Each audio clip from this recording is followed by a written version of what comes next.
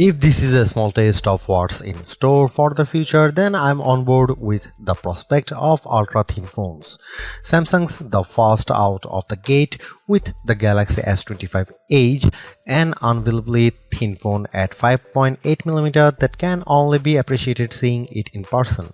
Not surprisingly, it has me captivated because this slim phone is rich in features that make it a worthy best phone contender, including a 200 megapixel main camera, 6.7-inch OLED display, and Snapdragon 8 Elite chip. But at the same time, I am torn because at $1,099 it's intruding on Galaxy S25 Ultra territory, so I'm left wondering if the trade-offs with the Galaxy S25 Edge are worth it. This is only the start, so it will be interesting to see how other phone makers respond to this trend. In my Galaxy S25 Edge hands-on review, I'll tell you what features stand out to me the most and whether or not its thin construction is enough to pull me away from today's flagship models. Does a thin construction warrant a hefty price point? This is the argument at the heart of Galaxy S25 Edge, which starts at $1,099 for the base model with 256GB of storage, or you can upgrade to 512GB of storage for $1,219. This phone doesn't come cheap at all and will make anyone really think twice about its value, but I can say if it's worth the high price until we have put this device through its paces. The Galaxy S25 Edge is $100 more than S25 Plus and $200 less than S25 Ultra. You get 3 color options to choose from: Titanium Silver, Titanium Jet Black, and Titanium Icy Blue. Out of the 3, Titanium Icy Blue certainly stands out the most for its piercing color, but it won't matter as much if you intend on putting a case over it. The Galaxy S25 Edge pre-orders are available right now, with Samsung sweetening the deal by taking on a $50 credit and upgrading you to the 512GB model at no additional charge. It will be widely available starting on May 23 from Samsung and other carriers nationwide. I've been using the Galaxy Z Fold 6 over 6 months now, and what's interesting is that it's actually just as thin as the Galaxy S25 Edge at 5.6mm, but that's when it's unfolded. When it's closed, however, the Galaxy Z Fold 6 measures at 12.1mm thick.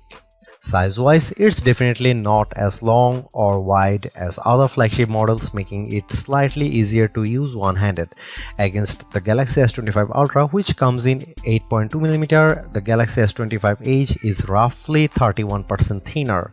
I'm actually astounded most of by the weight difference between the two. The Galaxy S25 Ultra feels overweight at 7.69 ounces, whereas the Galaxy S25 Edge tips the scales at just 5.75 ounces. For a phone that's this thin and light, it still feels incredibly solid in the hand. That's due to its sturdy titanium frame and Gorilla Glass ceramic too covering the display. Even with its thinness, it doesn't feel fragile and still gets the same IP68 rating as the S25 Ultra. While all of this makes the Galaxy S25 Edge an engineering feat, I don't have the same reaction as other thin phones I have seen in my lifetime. Yes, it's the thinnest Galaxy S device ever, but it doesn't rival the feeling I got seeing the original Motorola Razr or when Apple introduced iPod Nano. The Galaxy S25 Edge features a 6.7-inch AMOLED display with QHD Plus resolution, which is actually the same as the Galaxy S25 Plus. It's a good size, complete with a skinny bezel all around the display and a small notch for its selfie camera.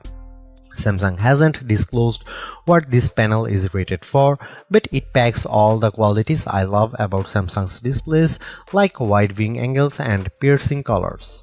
I loaded up a 4K HDR clip on YouTube, and honestly it looks very much like the Galaxy S25 Ultra. It also benefits from the same adaptive 120Hz refresh rate that makes animations and scrolling with the interface so buttery smooth. The true test will be how bright it gets, because the Galaxy S25 Ultra achieved a peak brightness of 1860 nits. Even if it doesn't quite reach the same level, it still looks great for what most people will use it for. Considering how much of a camera snob I can be, it's going to be tough convincing me that the Galaxy S25 Edge's dual camera setup is good enough. It consists of 200 megapixel main shooter paired with a 12 megapixel ultra-wide, but Samsung doesn't explicitly say it's using the same exact sensor found with the Galaxy S25 Ultra's main camera. The zooming is all handled by the main camera. I have seen excellent results from phones that make great use of pixel binding, so I suspect the Galaxy S25 Edge won't disappoint in this area. However, just know that its maximum zoom is capped at 10x zoom, which effectively eliminates space zoom from its arsenal. The Galaxy S25 and S25 Plus have a 3x telephoto lenses capable of 30x zoom, while the S25 Ultra has a 3x and 5x optical with 200x digital. This is one area I am apprehensive about because it means that it won't get the same caliber of moonshots or distant stars whenever I shoot astrophotography with the Galaxy S25 Ultra. Over on the video side, the S25 Edge has all the same shooting modes as the Galaxy S25 Ultra, including manual video mode and 8K recording.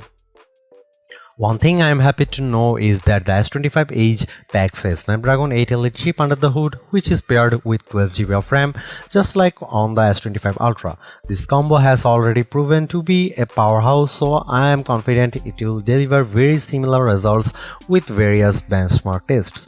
Not only is it the thinnest flagship model around, but it could also be one of the most powerful phones around.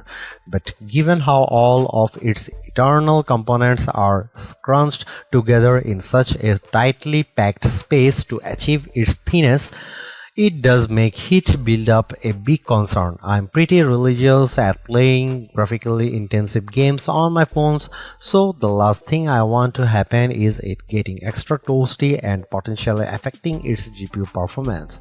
Samsung says that the Galaxy S25 Edge boosts a configured vapor chamber for exactly this reason, which will help out with its heat dissipation.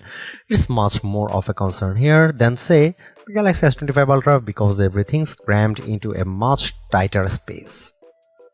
I honestly believe that the Galaxy S25 Edge is in a tough position mainly because of how it's priced and other compromises it makes in order to achieve its thinness at $1,099. It's $200 more expensive than the similarly sized Galaxy S25 Plus and $200 less than the Galaxy S25 Ultra flagship. Battery life is clearly the one area where the Galaxy S25 Edge is at a big disadvantage. You could argue the same for its cameras, but I think its dual camera setup can still pack a punch. Yes, I'm willing to overlook not having a dedicated telephoto camera just as long as it makes do with pixel binding techniques to effectively reach the similar results. You can't take away Samsung's accomplishment here in creating a flagship phone that's bonkers thin compared to anything else around, but it doesn't leave me with much of a lasting impression. If it was exactly like the Galaxy S25 Ultra in every way, camera included, but in a much smaller and lighter package, then I think I'd be more impressed. But it's not. This isn't a generation-defining change like the Moto Razr or iPod Nano. Then again, there's still chance the S25 Edge could sway my feelings once it's properly tested. Thanks for watching, see you in the next one.